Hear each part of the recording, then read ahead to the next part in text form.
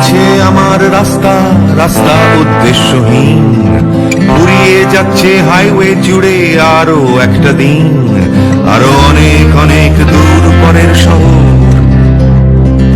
চলতে হবে আমায় রাত্রি ভোর, নেই যে আমার কোনো অবসর। যদি খুঁজে পাওয়া যেত একটা ঘর,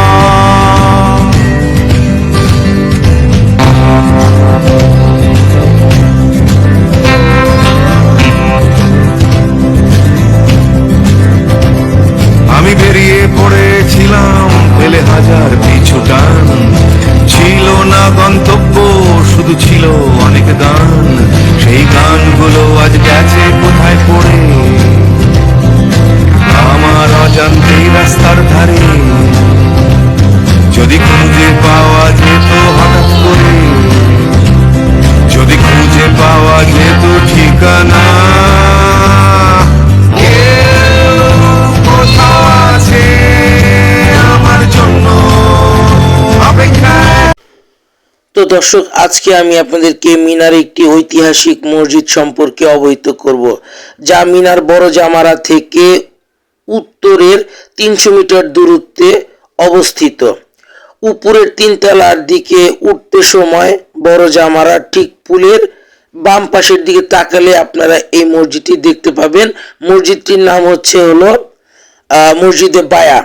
মসজিদে বায়া হওয়ার কারণ হচ্ছে এইখানে রাসূল সাল্লাল্লাহু আলাইহি সাল্লামের কাছে যখন মক্কায় থাকাকালীন অবস্থায় রাসূল এখানে উপস্থিত হন, তখন তার কাছে মদিনা থেকে আসা আনসার গোত্রের আউস ও খাজরাজ গোত্রের নারী ও পুরুষ এখানে এসে রাসূল সাল্লাল্লাহু আলাইহি সাল্লামের কাছে বায়াতবদ্ধতার মাধ্যমে ইসলাম ধর্ম কবুল করেন।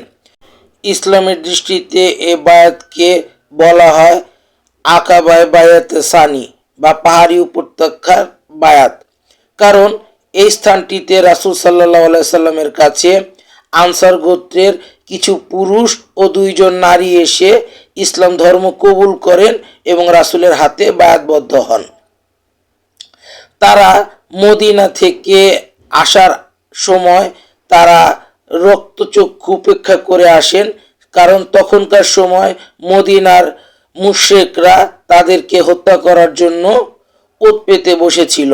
তো তারা এখানে এসে রাসূল সাল্লাল্লাহু আলাইহি সাল্লামের কাছে বায়াতবদ্ধ হন এবং ইসলাম ধর্ম কবুল করেন এবং তারা রাসূল সাল্লাল্লাহু আলাইহি সাল্লামকে প্রোটেকশন দেওয়ার জন্য মদিনায় হিজরতের আহ্বান জানান এবং তার 3 মাস পরে রাসূল সাল্লাল্লাহু আলাইহি সাল্লাম মদিনায় হিজরত করেন এবং এই হিজরতের পূর্বে মদিনায় তার রাসূল সাল্লাল্লাহু আলাইহি সাল্লামকে কিভাবে দেখভাল করবেন তা সম্পর্কে এখান থেকে জানা যায়।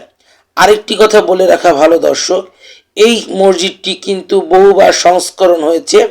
বর্তমানে যে সংস্কারটি দেখতে পাচ্ছেন এটি তুর্কি আমলে সংস্কৃত, যা এখনো বিদ্যমান। আর মসজিদের সামনে এখন এটা তালা মেরে রাখা, কারণ কেউ মসজিদের ভিতরে ঢুকতে পারে না। এখন মসজিদটা সামনে দেখতে পাচ্ছেন কিছু দর্শনার্থী, তারা দেখছেন। বাকি দর্শনার্থীদের মতো আমরাও মসজিদটি দেখব, আমাদের সাথে আপনারাও দেখতে থাকুন মসজিদের চারপাশ এবং বর্তমান অবস্থা মসজিদটা দেখতে কিরকম লাগে। চলুন দেখা যাক।